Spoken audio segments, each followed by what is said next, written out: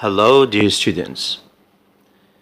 This lesson is for those who study English at college. As you see, we're going to study together syllable English. It is, of course, phonology, because we understand the difference between phonology and phonetics. Let's just start. What's syllable? Syllable is a unit of pronunciation having one vowel sound with or without surrounding consonants, forming the whole or a part of a word. So we know that syllable here is larger than a phoneme, so it's a unit of sound, of pronunciation. It's not about spelling. Having one vowel sound, that means we cannot find a syllable with more than one vowel sound. So the vowel sound is a must. We cannot have more than one. With or without surrounding consonants. So it means sometimes we have consonants to the left or to the right side of the vowel, or sometimes we do not find. Forming the whole or a part of a word. How is that? Forming the whole of the word, or the whole word, because sometimes we have words that contain only one phoneme, and that phoneme is a vowel. So sometimes the syllable looks like a phoneme, but we do not call it a phoneme. A phoneme is something that's in phonetics, but syllable in phonology. For example, the word I, whether the pronoun or the organ or part of the body, we say I, my I. I is one phoneme, is one vowel,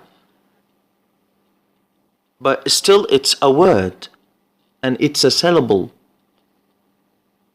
and this word is monosyllabic. Let's see the points down. Let's read them together. It's larger than a phoneme. Even if it's one phoneme, we do not call it a phoneme. We still call it a syllable.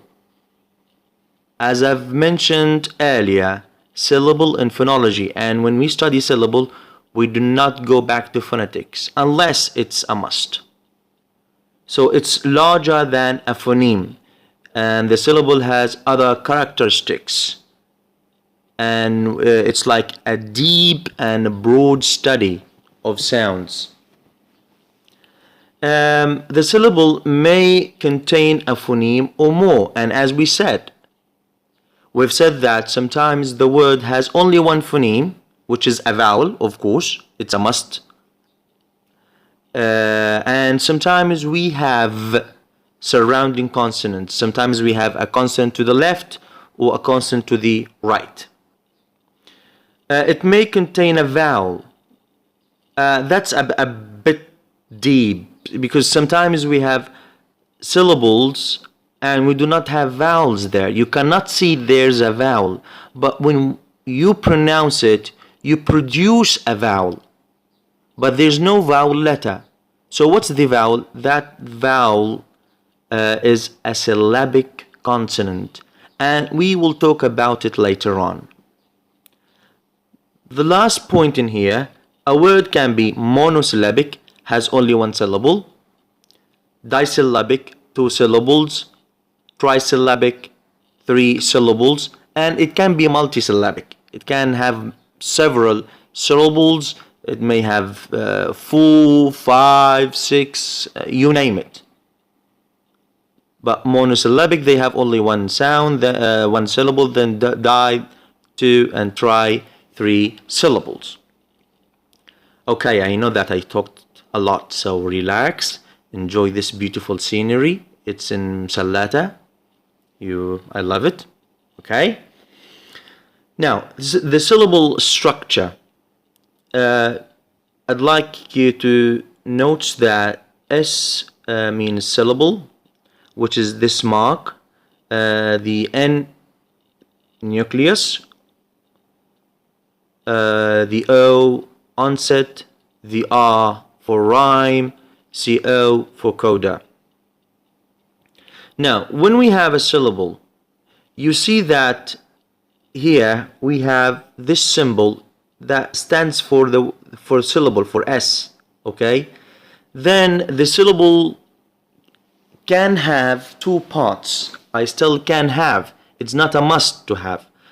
The syllable must have a rhyme, but it may have an onset because it's optional. And in the rhyme, what do we have? We have the N nucleus or peak, then we have the coda. The nucleus or the peak can be a vowel or can be a syllabic consonant. Onset and coda are consonants. They cannot be something else, are pure consonants.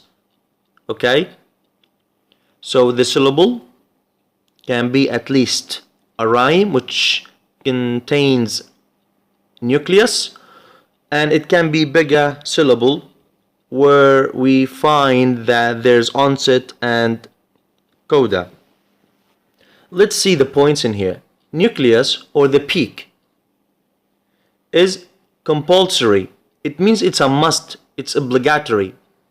It's obligatory.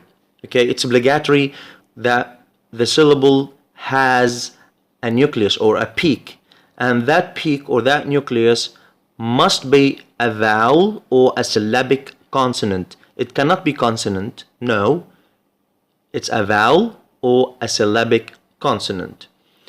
Next, onset and coda are optional, of course, because not always we have onset and not always we have coda, and sometimes we have both of them. So sometimes we only have the peak in the syllable. Sometimes we have onset and peak. Sometimes we have peak and coda. Sometimes we have onset, peak, and coda. It differs. Only one vocalic phoneme. Yes. We cannot have two peaks. We cannot have two nuclei. The syllable must have one vocalic phoneme. A phoneme that carries the characteristics of a vowel. It can be a vowel sound or a syllabic consonant. In one syllable, there cannot be more than a vocalic phoneme. We've been talking and mentioning to syllabic consonants. Okay, let's look at, these are the the syllabic consonants. We have the la, the ng, na, ma, and ra. What's the story behind these phonemes? They say sometimes when you produce the word slowly, okay, you produce a new vowel that is not written. Okay, we call that a syllabic consonant. For example, I say missile, missile. This word can be missile, missile, or missile, missile. So while the careful pronunciation or the slow pronunciation, we find ourselves produce a vowel, but only before these phonemes, the la, the ng, the na, the ma, the ra. For example, the word button, button. Okay, if we if you pronounce it slowly, you say button. You find that there's a schwa. You produce a schwa, a new vowel. That's why we call it syllabic consonants. And because of the let's say the clusters, we find ourselves produce a new vowel when we carefully, slowly pronounce the word. And inshallah, we will talk about it in details later on. That just introduction for syllabic consonant. And as you see, there's an example, the word students. And when you pronounce it, you pronounce students. There is only one syllable, students, students. But if you pronounce it slowly, you say students. Okay, you pronounce a new sound, or a new vowel. So we have another syllable because we have another vowel in here. Okay. Below you see that the C for consonant and the V for vowel, and we have different structures of the syllable. Sometimes we have consonant vowel, only consonant vowel. For example, the word tea, tea that we drink, tea. You see the t consonant and the E, that's a long vowel, so that's CV. And then we have VC, for example, the word eat, eat, the action for having food. We see the vowel and consonant, and then we have CVC, that consonant, vowel, consonant, and a lot actually. For example, the word peak. Below you can see that the maximum structure of the minimum syllable. That means the biggest syllable you will have. The biggest syllable you will have. The biggest only singular individual syllable you will have. That in the onset, the maximum number of consonants are 3, and then we have a vowel, that's the peak. Then the coda cannot have more than 4. Okay, we the branch that studies these let's say a possible combination of clusters is called phonotactics. Phonotactics. So in the onset, we cannot have more than 3 consonants in English, and in the coda we cannot have more than 4. No way, no way, no more than 4. For example, the word scrambled, scrambled, and actually you see that there's a stress mark. Okay, what does that mean? I need you to ask yourselves. Okay, so I need you just to listen to this again and again, and of course I welcome your questions about any part of this. If you need more explanation, if you need more examples about anything, just so this is a video for you to learn. Okay, it's for you, not for me.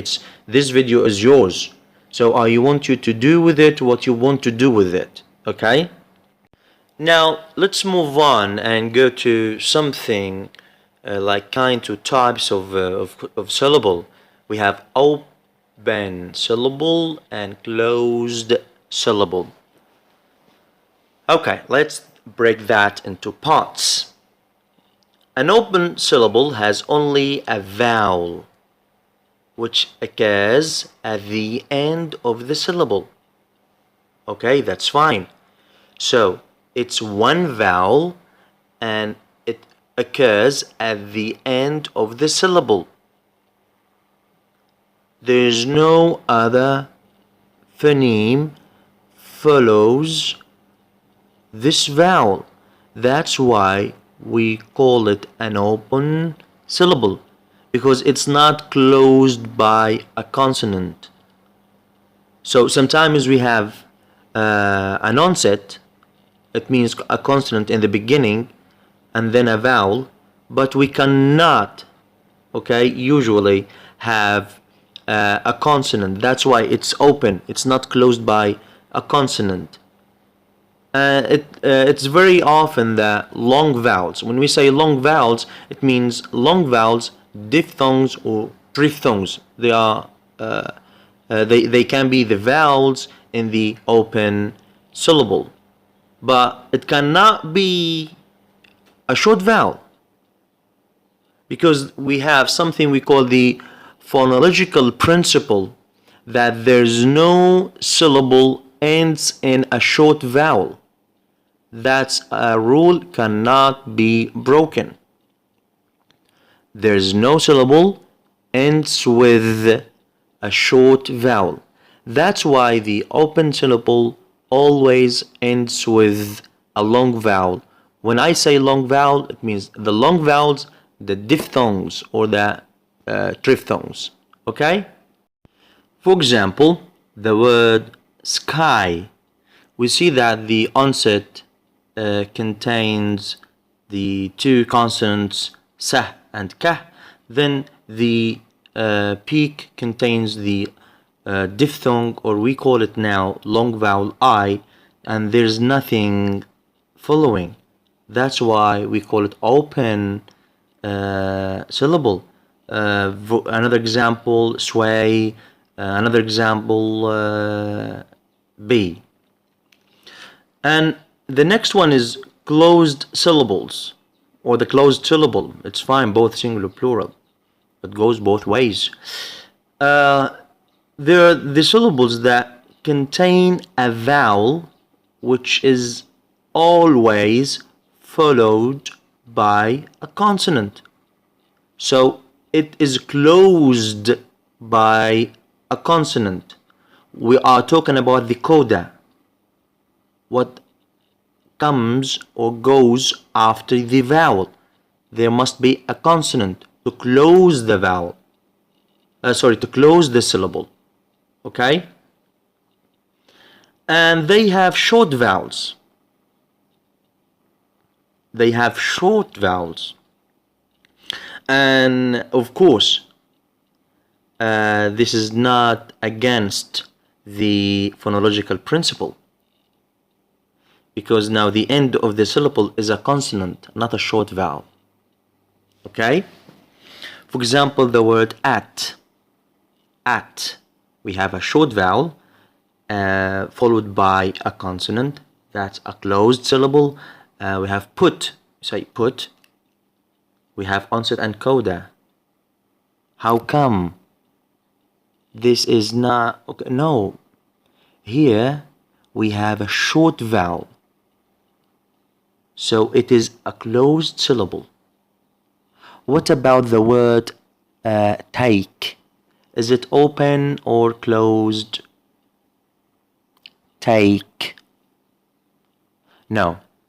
It cannot be closed, because one characteristic of closed syllable, that the closed syllable has a short vowel, but the word take has a diphthong, or we call it here long vowel. So it is not closed, it's open, yes, even if it is followed by a consonant. Why? Because when we have a word and it's let's say a complex word, it has more than one syllable, and then we would like to break it into syllables, sometimes we have a long vowel or a diphthong followed by a consonant. Do we call that syllable of a word or part of the word an open syllable or closed? If you say it is closed because there's a consonant after it, or I say okay, you think because always there's a consonant after the vowel, you say it is closed. But it's more important to look at the vowel. If it is short, absolutely it is closed.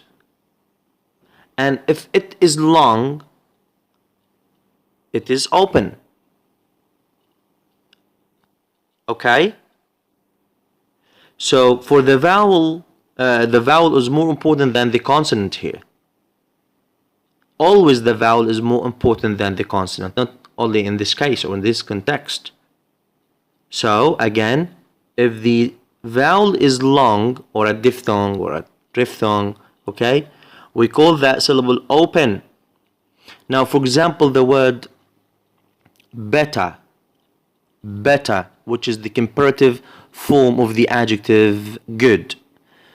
How many syllables are there in the word better?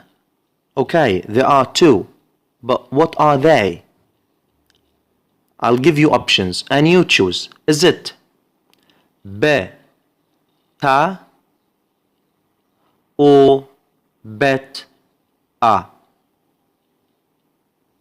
Again, is it be-ta or is it bet-a?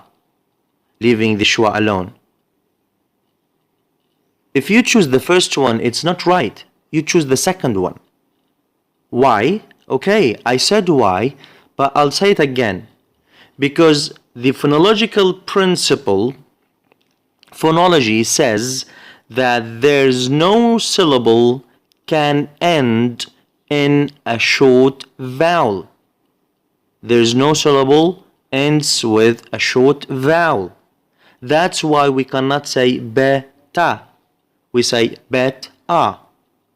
Okay?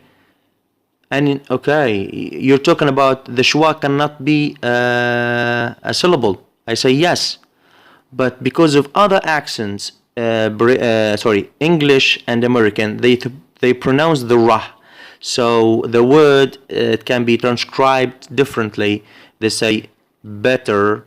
So we have bet and That's why we have 2 syllables, and the schwa is left alone or with the ra, as you like it. You say bet-a. It depends on the accent that you speak. So you would like to say bet-a or bet-er. Okay? I think that's pretty clear so far. And the next lesson is going to be, inshallah, about structure of English syllable and syllable division.